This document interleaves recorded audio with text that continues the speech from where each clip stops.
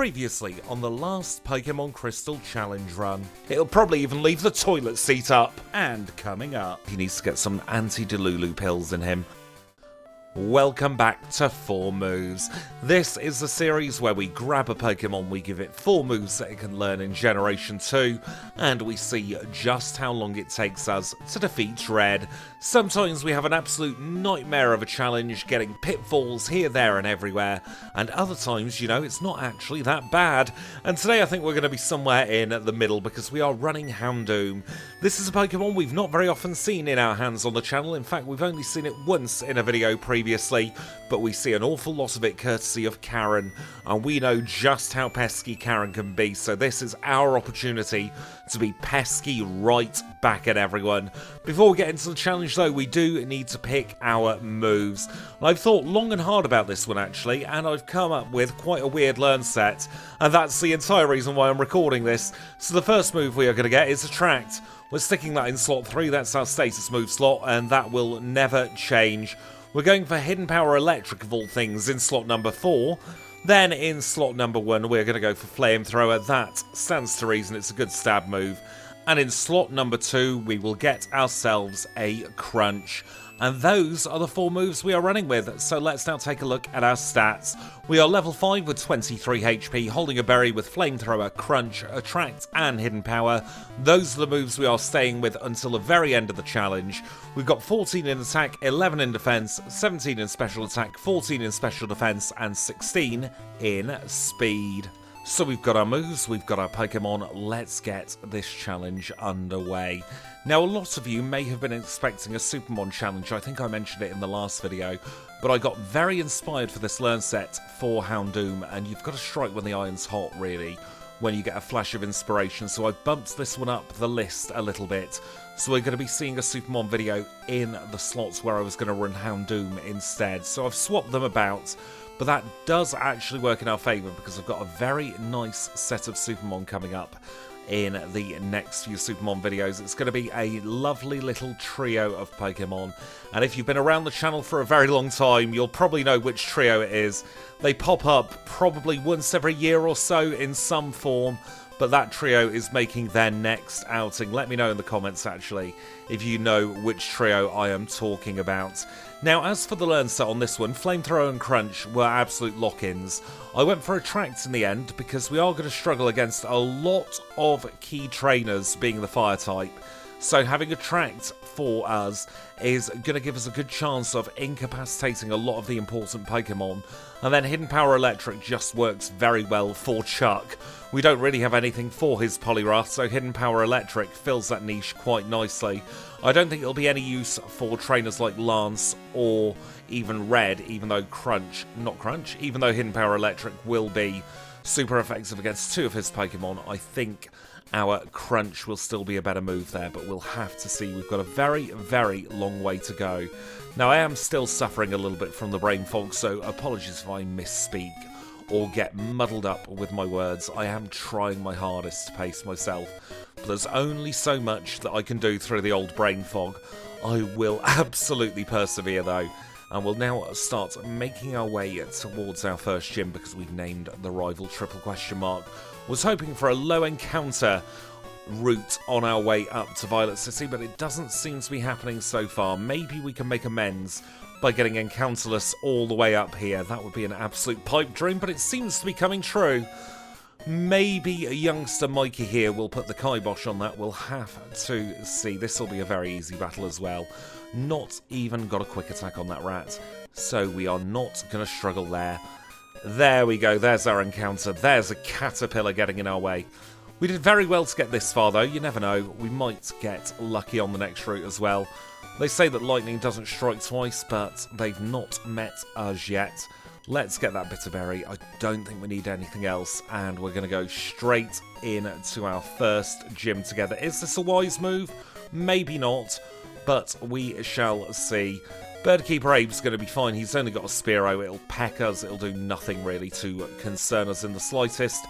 Then we have Birdkeeper Rod. Rod has a pair of Pidgey, a pair of pesky Pidgey if you like. We're not quite in one-shot range for the first one, but now we should be on the second. That gets us through that. Let us use a potion here, and we'll take on Falconer. He's our first gym leader together today. He's a flying type specialist, and he leads with a Pidgey. It's going to be a one-shot on this. All depends on whether he goes for Gust or Mud Slap. Neither, because we crit. So it was a wise move taking on Falconer. Zephyr Badge acquired in 3:29. That is not a bad Falconer split in the slightest. And we didn't have to go up Sprout Tower. Even blooming better. Let's now do a quick PP heal because we are down to 4 PP on Flamethrower. We'll grab ourselves the escape rope and we will get the heck out of here. I am sure Falconer is feeling very annoyed that we had such an easy battle against him. So I think it's best that we leave and we never ever return. We do need to remember to pick up that repel. Before I forget, do we risk the Poliwag? Probably not today. We'll take on the Wooper. It has Water Gun, but it can't really do too much against us. We will use a Crunch. We high roll, so we don't need to worry about it. Now, I am going to take on Birdkeeper Peter as well today. He is a very useful trainer, and it should be 3 one-shots to get us a lot of experience points. I'm going to try and avoid actually as much physical attack stat experience as possible, because we have the lowest possible attack DV for Hidden Power Electric. That is just on the off chance that we get confused. The lower our physical attack DV is, the less damage Confusion will do to us. Now, we don't need to worry about Geodude here. We have Crunch. It's going to be neutral, and Geodude has no special defense whatsoever. So this will be very, very easy. We'll get rid of all of them and grow up to 11. I will take on the Coughing today, and then I'll probably take on, actually, Mr. Slowpoke Man. We very rarely see him, but he always catches us when we go up that ledge. So I'm sure he'll be a very, very quick battle to get into. And then I'll take on the other Fire Breather, whose name is eluding me at the moment. I think it might be Bill. Could be. We'll find out in a moment. We've got to get through a Slowpoke first. We'll one-shot that. Crit didn't matter. And we will now find out who you are. What's your name and where do you come from? You're Ray, of course. You're the Ray of Light. How could I forget? You're not a Ray of Light there. You're supposed to go down in one hit. Never mind. We're through. We didn't get Antonied. And we're already in Azalea Town. In here, we'll get the full heal.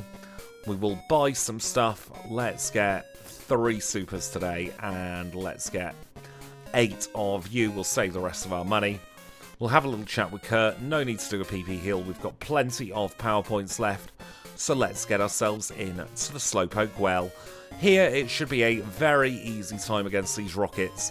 I am curious, though, to see if we one-shot the Ekans on the trainer after this. When we're running a physical attacker, we very rarely one-shot it, and there are times where we end up being poisoned. So I do kind of want to know how much we do against the Ekans on this occasion. Is it going to be enough to get an easy one-shot? Yes, it is. We grow up to level 13, and we can move on, get that Super Potion, and already we have only 2 trainers left. I was going to say we'll skip to the end, but we might as well just stay together through these battles. I've been doing a lot of waffling so far in this video. We are still on the same clip from when we left Professor Elm. I think this might be the longest clip we have ever done together in the start of the Johto Challenge. We grow up to level 14 here against that Team Rocket Grunt. Kurt's back mysteriously heals itself, and now we go into what might be one of the easiest gyms we'll ever have in any challenge run. We're just going to set fire to everything in here, and probably set fire to Bugsy as well, so let's hope he has a hose or a water bucket or something. If not, we'll have to make a very sharp escape and pretend that we never got in the area. Causes some problems when we get to the league, but we'll cross that bridge when we get to it. We are going to take full advantage, though, of having the type advantage over all of these Pokemon. We should be getting one-shots everywhere we go. I only think the one Pokemon that we aren't going to one-shot will be Scyther. Even then, we might get lucky and we might get very close. We are now going to take on Bugcatcher Josh. He's got a Parasite's Quad Weak. I think we're probably doing about 200 HP of damage to that poor thing. And now we'll take on Bugsy. Second gym leader together today, Bug-type Specialist, leads with Metapod. We ignite the Metapod. If we get rid of the Metapod in one, we can get rid of the Kakuna in one, but we also get rid of the Scyther in one. This is a very, very, very easy start to the challenge. 7 minutes and 57 seconds for the Hive badge. And we're going to keep this momentum going as we take on rival number 2. This time he's going to lead with Ghastly. We are going to use a flamethrower against the Ghastly and we'll knock it out in one. It's going to be 2 shots against this Croconaut. Even if we crit, it would probably have still been 2 shots. And then we'll use a flamethrower against the Zubat. Very easy rival 2 there. Don't think we need to heal, so let's get ourselves straight into the forest. In here, the only thing we need to do is reunite this Farfetch'd with its human. It needs to be done so that we can get through and we can potentially pick up the charcoal a little bit later. We won't need it before we get the air balloon though. There's absolutely no need to go out of our way and backtrack to get it. We'll stick on another rappel and actually let's stick those up to top spot. We'll chop down the tree, we'll give a little bit of a wave to the green headman staring at the tree. And we'll now pick up our pair of ethers and we can leave this forest, never to speak of it ever again. Gina here, she's just fodder for us, isn't she? She's got 3 grass types, and I see very, very easy battles against grass types. We'll have to crunch this Bulbasaur though, and you know what, we'll crunch this Hoppip as well. Still not close to level 18 though. We are in the slow level up group with this Houndoom rather. We'll do a quick heal here, and we'll get the bike. In the original Houndoom video, actually, I always got Houndour and Houndoom mixed up between the pair of them. And somebody commented going, you're really bad at knowing the names of Pokemon. You should really watch and edit your videos more closely. And I'm thinking, I'm dyslexic as heck, mate. I'm never going to get them the right way around 100% of the time. And you've all seen the amount of times I've reviewed a video and then pinned a comment going, oops, missed something. But we're absolutely fine. If you get the gist of what I mean, then that's all that matters. Now let's melt some Magnemites here. Magnemite and definitely not Magneton. In a recent video, I believe I called those a Magneton, but these are definitely Magnemite. There's only 1 of them. But now there are 0 of them because they're all melted on the floor. So we'll leave him and his mess of a Magnemite. We'll get the coin case. We'll escape rope out of here. And now we need to get ourselves a Rentalabra. The Rentalabra will let us teleport back to the Goldenrod Pokemon Center, and because I've not chopped anything out of this video so far, because I kind of want to see how long I can talk for, you have all seen me go into that Pokemon Center. On Route 35, we have a standard set of 3 trainers that we take on throughout the course of this route. We do Kim, and then we move on to Ivan. Ivan's a very easy battle, and because of the way we've got spinners coded in this game, it's very difficult to avoid him. So we might as well take him on every single time. And after Ivan comes Fire Breather Walt. He's got a Bumphead Fire Duck or 2, and we are very happy to knock those out because they give us fantastic special stat experience. 2 one-shots as well. We don't want to get Juggler Irwind. We are 95 in our base speed, so we can leave the Quick Claw alone. And now, even though we've got a special running Houndoom, we can take on this Psychic. Probably could use Flamethrower against them, but I do want to guarantee the one-shot and make sure that I don't get lazy clicking on the Kadabra here. 3 one-shots takes care of those, and now let us take on Alan as well. He's got a Tangler, and I see that as very good physical defense stat experience. 1 Flamethrower to the face takes care of him. We will now have a little chat with Floria, and we shall leave. We need to use the Rentalabra, not the escape rope, to get back to Goldenrod. We'll get back on the bike, and we're into Gym 3. We are going to have a very easy time at Whitney. I can feel it in my bones already. Or at least I really hope we have an easy time. I'd look like an absolute fool now if we don't. So Whitney, please do play ball with me, okay? This is Whitney. She is our 3rd gym leader together today. She is a normal type specialist who leads with Clefairy. Probably a range on this Clefairy. Poison Powder misses, thank goodness for that. Growing up to 21, it's going to be a 2-shot on this cow. Rollout does 1 turn of damage, and that is that. 3 gym leaders down, and that is the plain badge in a time of 12 minutes and 28 seconds. A 4:30 for a Whitney split is absolutely bloody brilliant. Let's get out of here. Let us get the squirt bottle for the eavesdropping so-and-so. We'll do a quick PP heal in Goldenrod, and then it'll be time to head north. And now the only thing we need to do on our way north is beat up this tree. We're probably going to run from it as opposed to beating it up because it does have low kick, and as we learned in the last challenge, we really don't want to get low kicked anywhere with our Houndoom. We will now leave there. We'll go and grab this ether, and it's into the Kimono Girls Dance Theatre. where we should have a fairly easy time of it, I reckon. Going to start off with Flareon, as we often do. It's going to be 2 shots with Crunch as we get our first tackle on us. Espeon and Umbreon were no problem whatsoever. Vaporeon, on the other hand, could be a little bit pesky if we low roll just like that, but we did get the Spinef drop, so it's not as pesky as it could have been, and that just leaves the Jolteon left to go. We can use Flamethrower against this Jolteon, and it might be a one-shot. Again, a low roll. I think we're getting very unlucky with these rolls at the moment, but we do get through the Kimono Girls. We got ourselves the Raft and the Surf HM, and now we'll go on our standard routing towards the Lighthouse. We probably could afford to take on Rival 3 and Morty now, but there is no sense in not getting the extra experience points while we can. Plus, this way my muscle memory is not getting too affected because I quite often go this way regardless.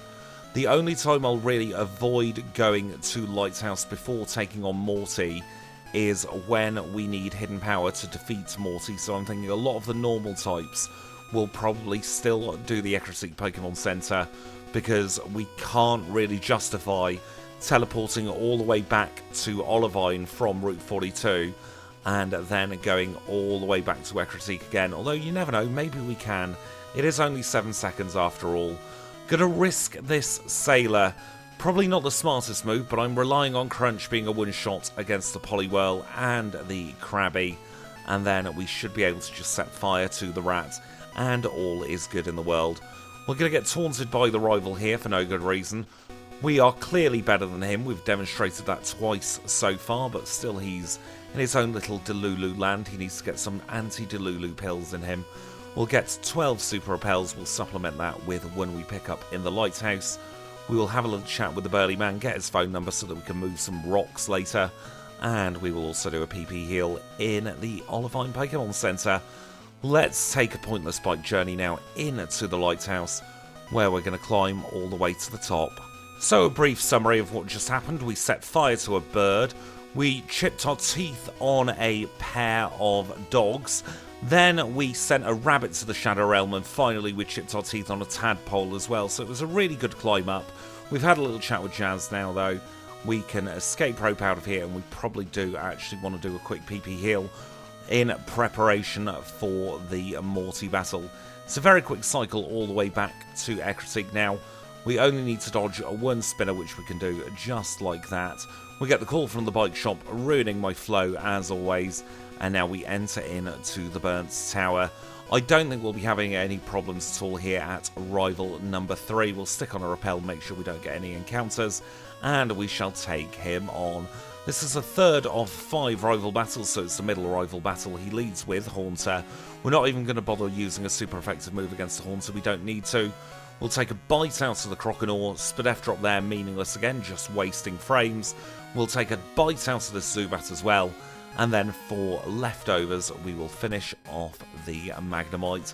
Very, very easy battle there. We'll fall through the floor. We shall now release the beasts, and we can think about taking on Morty just after we pick up the HP up. This is a really nice HP up to get because we have the repel steps for it anyway. Now we'll get out of here, and now we'll go into a very easy gym. So we one-shot everything on our way to Morty, and now we'll take Morty on. He is our 4th gym leader today. He is a Ghost-type specialist also with a bit of a penchant for the poison types, leads with Ghastly. So one-shot on the Ghastly, it's a one-shot on the Haunter.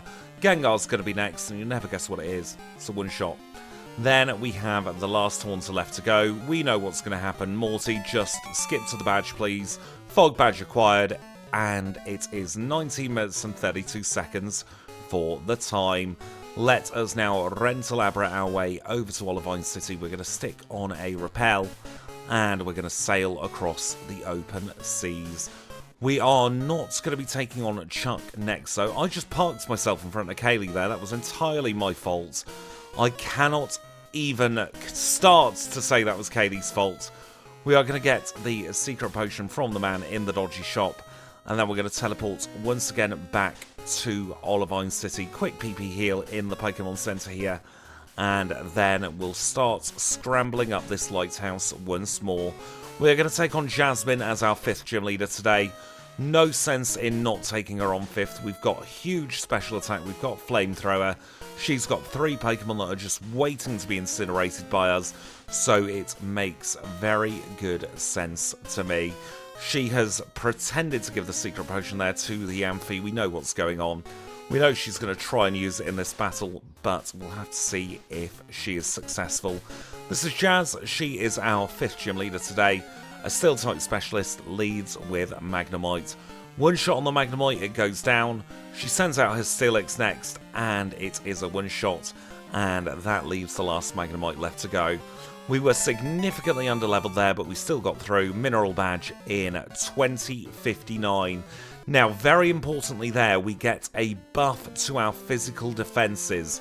We have very, very low physical defense, so that 10% buff, I believe it's 10% for the badge boost, it could even be 12.5%, please do correct me if I'm wrong, will be incredibly important as we go into the fighting gym. This is a gym where we are going to be in a little bit of trouble. Just like that, you see we took a lot of damage there. Hopefully we'll be able to get through this tag team first try. If not, we might be a little bit screwed. Thank goodness for that, the black belt there. Going for Thunder Punch. We are going to have to heal though. And now we'll skip to the Chuck battle. So we just about scraped through those battles. We got crit by Karate Chop on the penultimate trainer there, Black Belt Lung, and we took a lot of damage, but we are now ready for Chuck. He leads with Primeape, he's gone for Leah, that is very annoying. And we are on to Poliwrath. Let's attract this thing. Dynamic Punch lands, and we take a reset. That is very annoying. I think maybe... No, I still think the Mint Berry's probably best, you know. Because he's going to go for D-Punch regardless. Unless we get the defense drop, maybe. We'll try Attract again. That's a 25% chance of that happening, Chuck. That's absolutely ridiculous. I don't want to consume my Bitter Berries either. I don't like using them at Chuck. So we're just going to have to throw the dice a little bit here. We've been very unlucky with Attract so far. D-Punch misses, that's a very good start. Let's use a Hidden Power. Infatuation's great. Should be okay for the rest of this battle now. Wasn't the cleanest Chuck battle in the world, but we did get through. And it only took us 2.5 minutes to get the Chuck badge after Jasmine, which we cannot really complain about too much. We get ourselves the air balloon now, and that means I've got a little bit of housekeeping before we take our way over to the lake. So here at the lake today, we are only going to be picking up the full restore and the rare candy. I think everything else is a little bit surplus to requirements. I don't think we need too many vitamins when our special attack is 110 and we are not focusing on our physical attack. So we'll now fly over to the proper part of the lake and we'll engage this Gyarados in battle.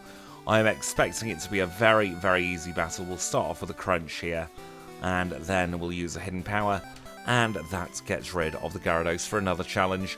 We get the red scale, the repel wears off at just the perfect amount of steps.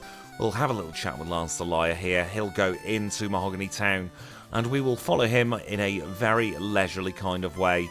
Because I want to take on this Slowbro, it's easy experience. And I also want to take on this Nidoking. Again, very easy experience. One flamethrower will see it fit. Now with that, we can get ourselves into Mahogany, where we will have to help out Lance, whether we want to or not.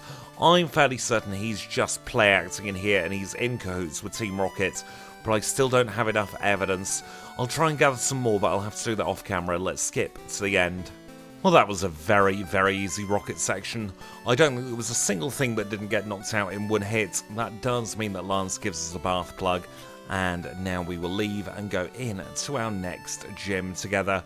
Really liking taking on Roxanne actually at the very beginning of this gym challenge, because she is a very easy KO most of the time. And Jinx is going to give us phenomenal special stat experience. With that, we can take on Price. He is our 7th gym leader today. He is an Ice type specialist who led with Seal. Seal goes down in 1. We'll flamethrower the Dugong. It's going to be a 2-shot. Headbutt should be the only damage we take in this battle, because we've got a super effective flamethrower for the last Piloswine. So that is another gym badge down, 3106. Considering we've had 2 resets this challenge, 3106 is not bad for the 7 gym badges. I always think around about this point of the challenge is the halfway point.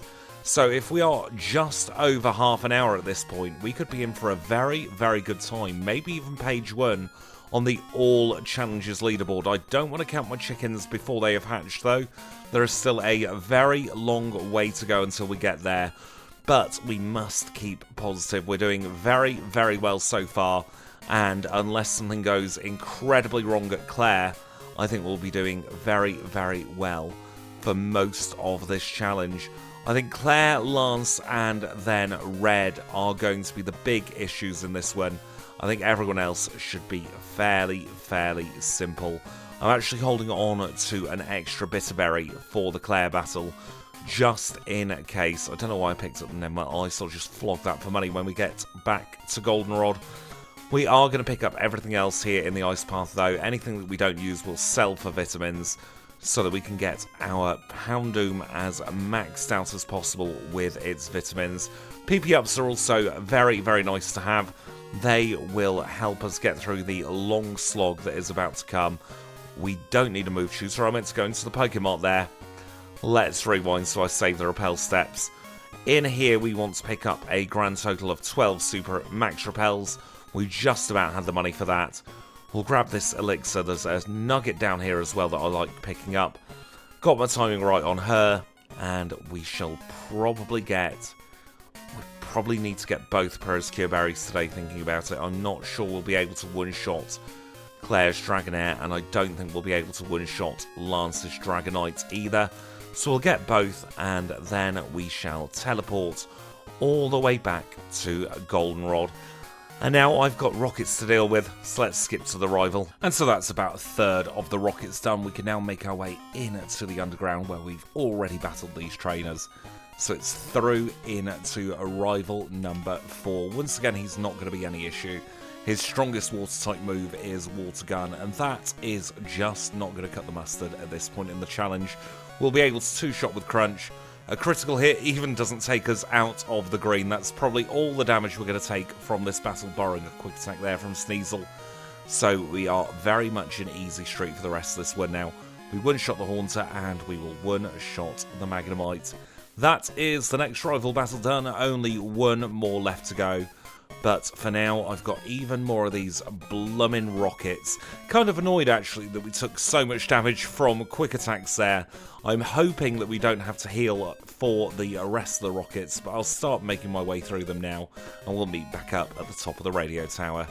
And so we have just one executive left to go here in the radio tower, and I think this one might be a bit of a war of attrition. We can flamethrower the Houndour.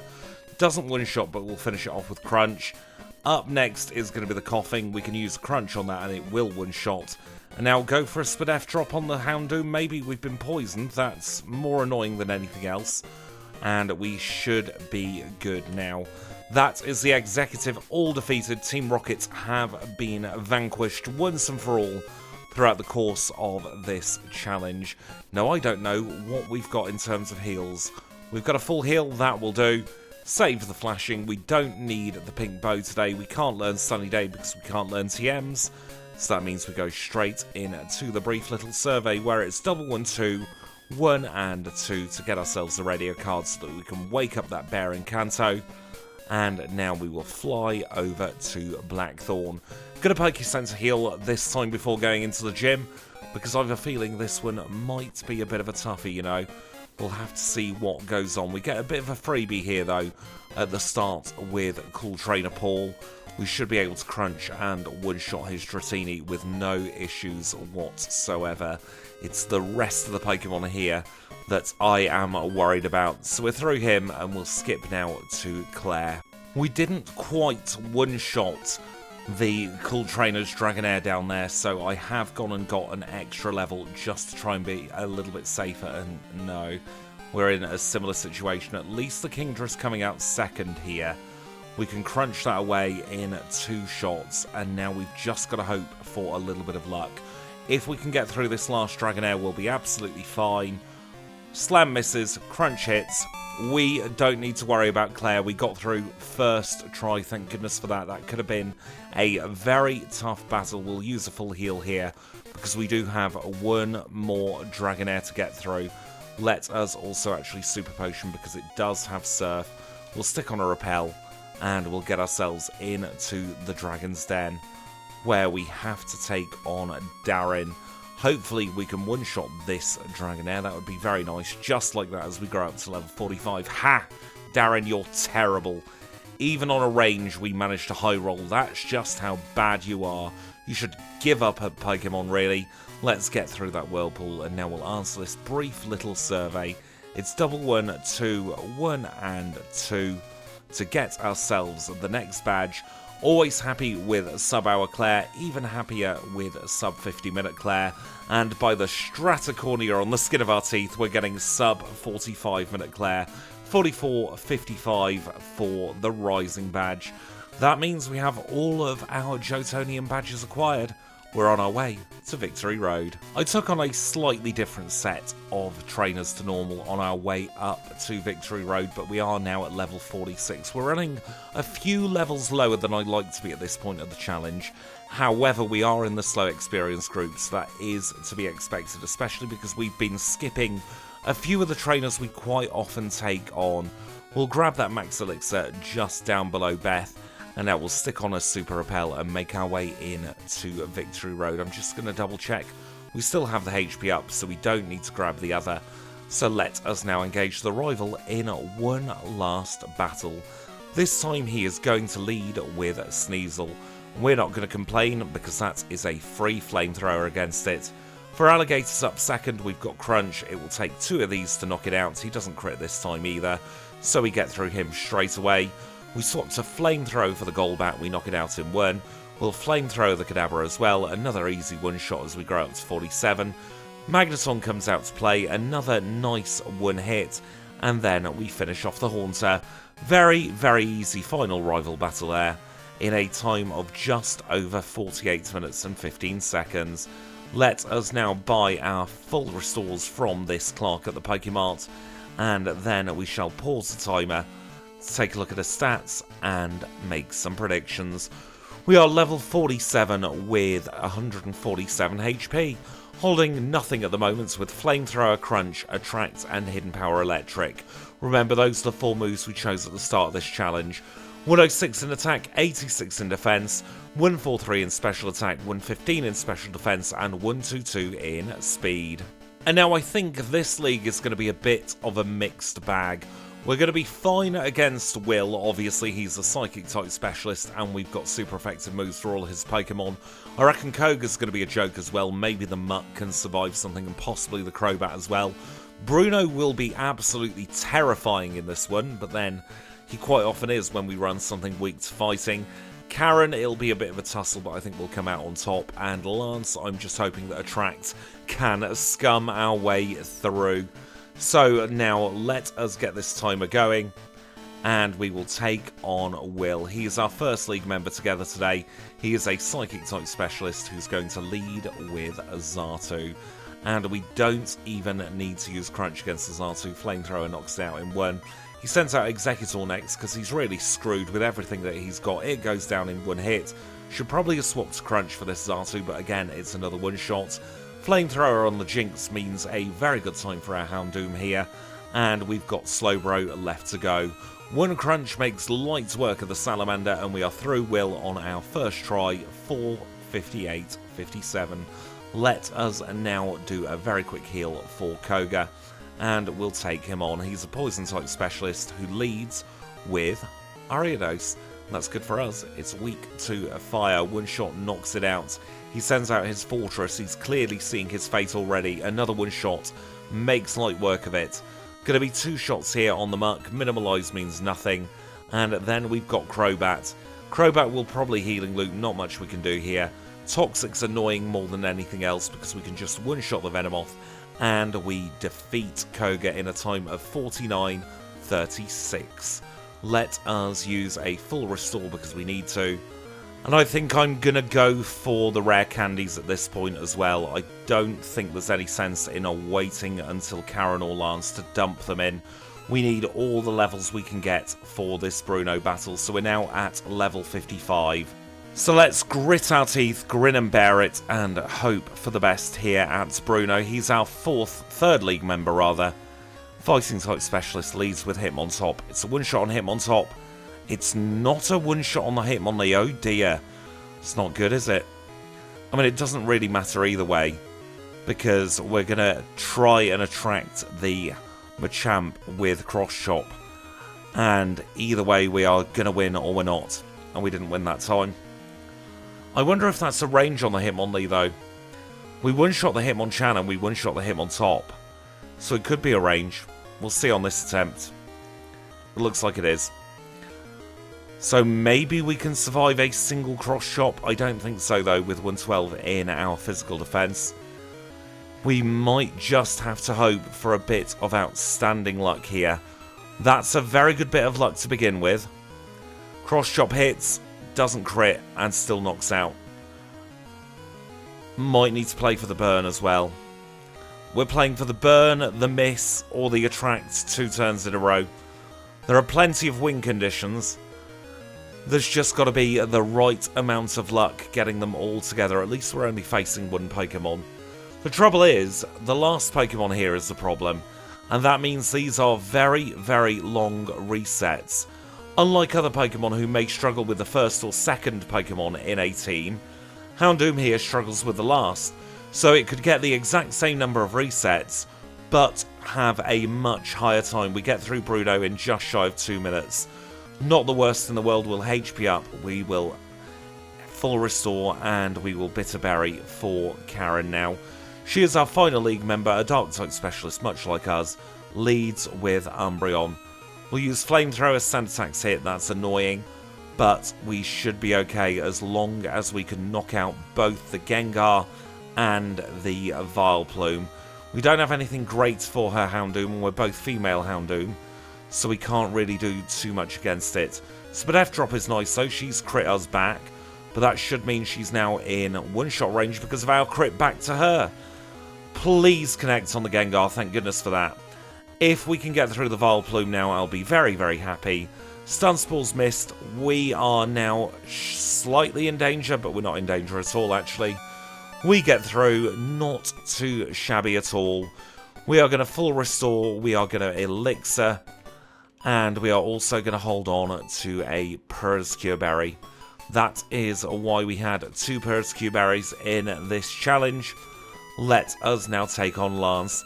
He is the liar with the flyers, and he's going to lead with Gyarados. Now, our hidden power is only 50 base power, but it is still enough to one-shot the Gyarados, thank goodness for that. Aerodactyl comes out to play, we'll crunch it. He's probably going to go for Rock Slide, isn't he? It does a lot of damage, but hopefully that's the worst that will happen to us throughout the course of this one. We'll attract this Dragonite now. Infatuation's great there.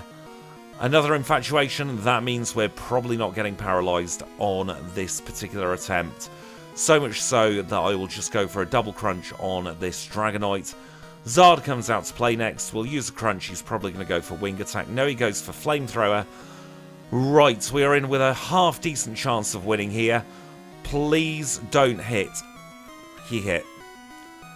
I was dreading the Hyper Beam. We have a win condition, though.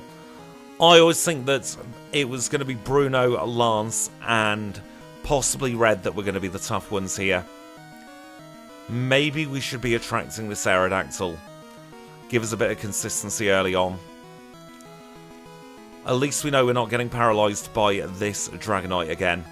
So we can move on to Dragonite number 2 and do the double crunch here. The Persecure Berry kicks in. And we try again against this Zard. I'm going to attract it, see what happens. Attract is a very, very, very busted move.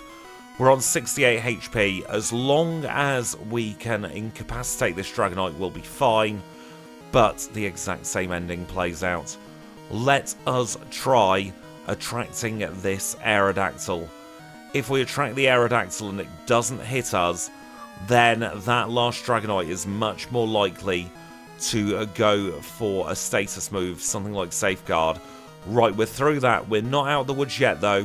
We have to either get a Gen 2 miss, or we have to get very, very lucky with the attract. We aren't going in with a Persecure Berry on this second one. Please do not be able to hit us. We go for crunch. One more infatuation and we're fine. Right. This is better. Significantly better. We crunch the Zard. He goes for flamethrower. 152 HP. We should be fine now. Outrage crits, but it doesn't matter. We are through Lance in a time of 55 minutes and 20 seconds. Oh, I wish that we'd have attracted that Aerodactyl on turn number 1, but we learnt eventually, fairly quickly as well, for me as well, actually. Let's get our final Hall of Fame time now for this Houndoom. We are clocking in at 55 minutes and 36 seconds through the Hall of Fame. And that, if you're wondering, is around about 20 minutes quicker than our redo stream for Houndoom, and over half an hour quicker than our initial Houndoom video. Let's now take a look at the leaderboards. And that time does just about keep us on page 1. We're a few seconds behind Arcanine there, and we have pushed Magneton on to page 2. A very, very short gap, only 3 seconds between Magneton and Houndoom there, and it is now keeping everyone company there on page 2. If we take a look at our overall midpoint leaderboard, we are on the second page once again, towards the very bottom, in between Girafarig and Magneton. We've got a lot of Pokemon there in the 55-minute category, even more there on page 3. Now do remember, these are not like-for-like comparisons on the overall leaderboard. These are just all the different rule sets, all the different Crystal videos amalgamated into one big board. Now this is only half the story, don't forget. There are still another 8 gym badges plus the red fight left to come. So I tell you what, you'd better not dare go anywhere, because Kanto is next. And now we're rejoining the action as we always do here in Vermilion City, where the first thing we'll do in Kanto is grab a rare candy from the chairman of the Pokemon Fan Club. With that safely tucked away in our bag for another challenge, let's get on with the Kanto Gauntlet of Gym Leaders. We're going to start here in Vermilion City with Lieutenant Surge. He should be a nice and easy gym leader for us. We have Flamethrower, and he has a lot of Pokemon that will hopefully be very weak to Flamethrower. Gotta get through Eggy Greggy first, and now we'll take him on. He's the first of 8 gym leaders here in Kanto, and he leads with Raichu. We one-shot the Raichu with a Flamethrower, and we are on to Electrode number 1. Comfortably outspeed by a country mile there on both of these Electrode. I believe their speed is 1, 2, 3. Electabuzz, are you a one-shot? Yes, you are. That means we have the win in the bag, because he's only got a Magneton left, and that's not going to do anything to us. That's Surge down, Thunder Badge acquired in 57.39. I reckon we'll be able to get 2, maybe 3 Cantonian badges in the sub-hour mark this time. We'll do our standard thing here of dipping into the Pokemon Center, and then we'll go and say hello to Sabrina. She's our next Cantonian leader, a Psychic-type specialist, who leads with Espeon. And we should be able to crunch all of her Pokemon here with no issues whatsoever. Super effective stab is always going to be the order of the day here against Sabrina. 3 one-shots gets rid of her once and for all. So we get our next badge in 58.16. Let's get the heck out of here. Let us then go into the bag. We'll rent Labra to save on some awkward movement. And we'll make our way in to Celadon. Today in Celadon, the only thing we want to pick up is the leftovers. And now we'll go in to Erica's gym. Erica should be a nice and free gym leader as well, to be fair. She's a grass-type specialist, and we've got a fire-type move, so bad things are going to happen to her.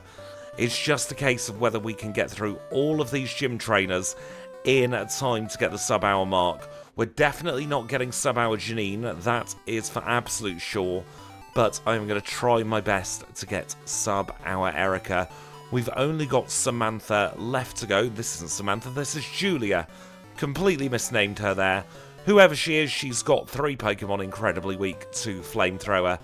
Growing up to 59, that might be the difference, you know, between sub-hour and non-sub-hour Erica.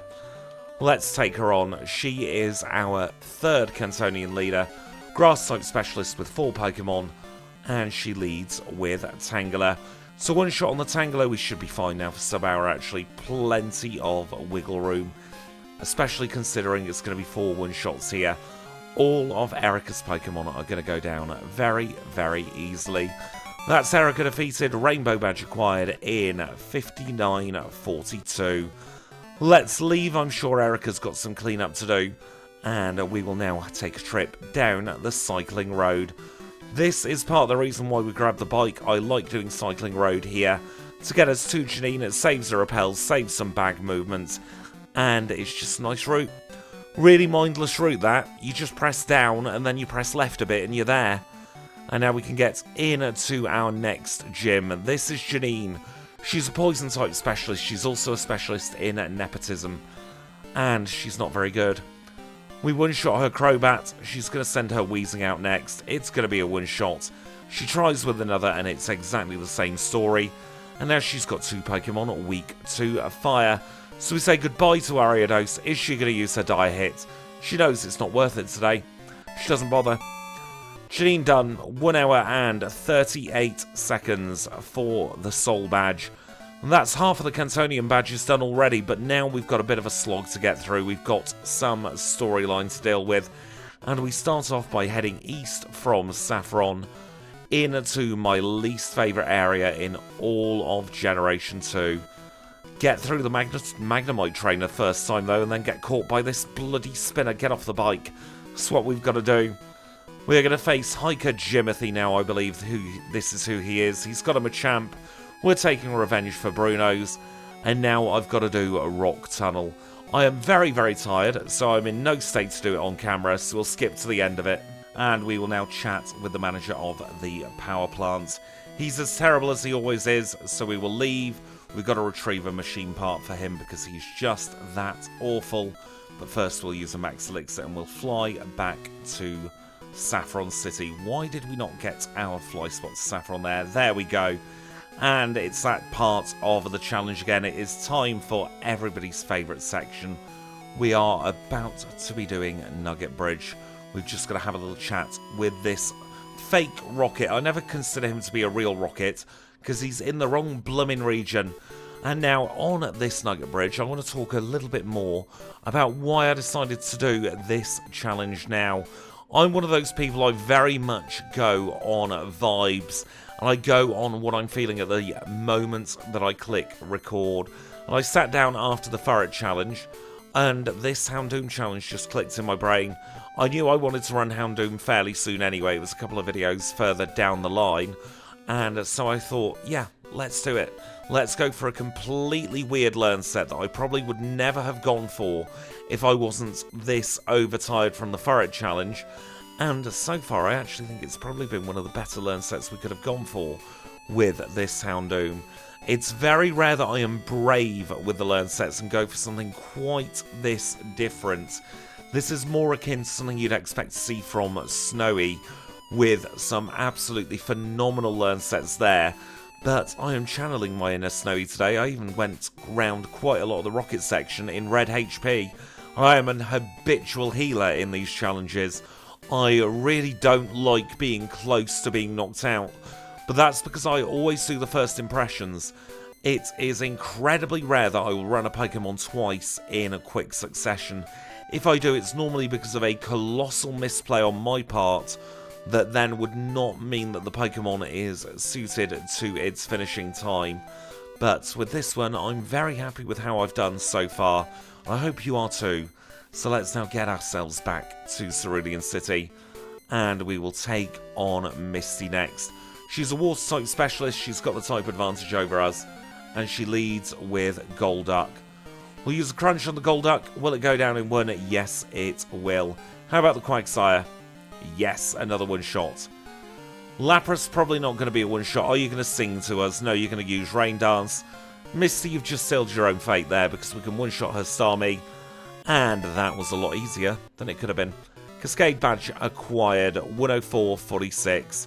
Let's grab the machine part, mustn't forget that. And with that machine part safely tucked away in our bag, we will now return it to its rightful, if not incompetent, owner here at the power plant. We are going to receive Zap Cannon as a reward. I would love to have Zap Cannon on a 4 moves learn set, but I really cannot ever justify it. With that, we're very much in endgame now, because what we need to do is fly over to Lavender Town. Goodness me, my menuing with this new controller is not on form yet. We get the X-Men card that will allow us to get past the Sleepy Bear, and that's exactly what we're going to do now. Let us get caught on that lady there in Vermilion. Nearly, but not quite, got the Poke Flute first time here. Not even going to attempt to knock this thing out. Instead, we're going to run from it, and we're going to make our way through Diglett's cave. Out the other side, we get caught by 3 Drill, because of course we get caught by 3 Drill. We're going to pretend it didn't happen though, and we're going to make our way into our next gym. This is Brock's Rock-type gym, however Camper Jerry, standing in for Camper Liam, has a Ground type. Let's take Brock on now though.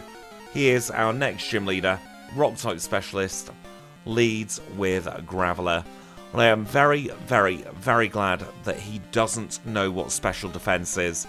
This is going to make this battle incredibly easy. We don't need to worry about him having the type advantage over us in the slightest. 5 one-shots with 5 crunches gets us through Brock, and we obtain the Boulder Badge in a 106.37. Now we must dodge 3 Drill on the way out, just like that. And we've only got 2 gym badges left to go now. We've got Blaine and we've got Blue, but we're going to, first of all, stick on a rappel here, do our fancy Viridian movement, and get ourselves down through Pallet Town. We have to go through Pallet Town to get our fly points anyway. We'll have a little chat with Blue in a second, but first we'll pick up the rare candy. And this is going to send Blue all the way back to Viridian City. I'm very glad that we don't have to backtrack that much in this game. And the fact that we can set our TP spot to Viridian means backtracking isn't too devastating. Let's now take on Blaine. He is our penultimate leader. Leads with Magcargo. Once again, it's going to be Crunch City here. 1 shot on Magcargo, 1 shot on the Bumhead Fire Duck. Probably going to be a 2 shot on the Rapidash. No, it's a 1 shot. Even better. Volcano Badge acquired, 107.44. Let's use a Max Elixir. And then let's rent Labra all the way back, actually. Should probably plonk on the leftovers at this point of the challenge as well. Because Blue can be dangerous. He has that pesky ride-on. And I'm a little bit worried about it, to be quite honest. Let's engage him in battle. Mixed Type Specialist leads with Pidgeot. Do we one-shot the Pidgeot? No, we don't. Wing Attack does negligible damage, though, and we're almost fully recovered by the time the ride-on comes out. Gonna go for a double flamethrower. Sandstorm. Not gonna complain about that. Because then we should be able to fish a Rain Dance out against this Gyarados. Just like that. And then we want a Hidden Power, not Attract. Misclicks there. Growing up to 63. And here comes Arcanine. It's going to be crunch time for this Arcanine as he uses Extreme Speed. Is he going to Healing Loop? No, he's not. Even better. We don't mind a couple of Extreme Speeds there. We can crunch this Alakazam. And that just leaves Executor left to go. We're going to crunch this as well. It goes down in 1. And that is Blue defeated. Earth Badge in a 109.01. How are we doing experience-wise? Probably not worth going to get an extra level. Famous last words and all that, but I don't think we need to. We'll chat with Oak. He's going to unlock Silver Cave for us. And that's pretty much where we're going in just a moment. Let's stick on a Super Repel here. We still have our teleport spot set to Viridian. We'll do a heal while we're here. And then we'll make our way over towards Silver Cave. I've been really happy with the HOUNDOOM challenge up to this point. We had some really duff RNG at places, especially with Chuck and Bruno. But we have persevered, we have powered through. And whatever happens now, I think we're going to get a very, very respectable time. Right, that is the last rare candy. I'll candy off screen. We'll also get through the first room in Silver Cave and we'll meet for Red. That was possibly my quickest ever run through Silver Cave in the dark. I did very, very well there, even if I do say so myself. And that means we are at Red. He is the final trainer of the challenge. leads with Pikachu. It's a one-shot on the Pikachu. We're only battling 5 Pokemon. We're going to attract this Blastoise, and then I reckon we just start taking bites out of it, quite honestly. Infatuation is busted. Rain Dance, meaningless. We don't care about it. Peskyon's next. We'll have a little nibble on this. Go on, use Reflect, I dare you. Oh. Swift means we got maximum possible damage there. We're going to make this bear fall in love with us as well, or at least we would do if I press the correct button. That does mean we might be playing for crits here because he did get off an amnesia, which is very, very annoying. But so far the infatuation is working and we have crit. Zard is next. Let us take a nibble of it. Wing attack, how much do you do? Not enough for me to be concerned in the slightest. Spadef drop on the Zard. Have we only got Venusaur left to go? We've only got Venusaur left to go. We've won this. What a very, very, very nice end to this battle. And that is time at 1:11:45. Goodness me, well done, Houndoom. You had a rotten league, to be quite honest, but you really did claw it back with one of the best red fights I think we've ever had. Should we now take a look at the final leaderboards? So after one of the best Kanto sections we've ever had, we've climbed all the way back up to 7th place on our 4 moves leaderboard, just behind Tauros there and just ahead of Furret. That does push Beedrill on to page 2 of our 4 moves leaderboard, and everyone else on page 2 also moves down a slot. Now, if we look at our overall Crystal leaderboard, we are comfortably in page 2 in 33rd place. So we have climbed back up the ranks compared to the league there, in between Ho-Oh and Dunsparce, and there is absolutely no shame in being in between Ho-Oh, a legendary Pokemon, and Dunsparce, a Generation 9 Pokemon with a lot of power creep behind it. But with that, we are done for this challenge. I'm really happy with the learn set. I think we did very, very well there, but I am incredibly curious as to what moves you would have given Houndoom. What would you have done the same? What would you have done differently? Let me know down in the comments. But for this one, I will now say thank you all so much for watching. It's been an absolute pleasure. If you have enjoyed this challenge, please do make sure to leave a like. If you've got any other feedback, leave it in the comments down below. Subscribe if you want to see more videos just like this. And if you want to see more challenges just like this, you can always join the channel membership and become a HM friend. Until next time though, thank you all so much for watching once again, and I'll catch you all very, very soon.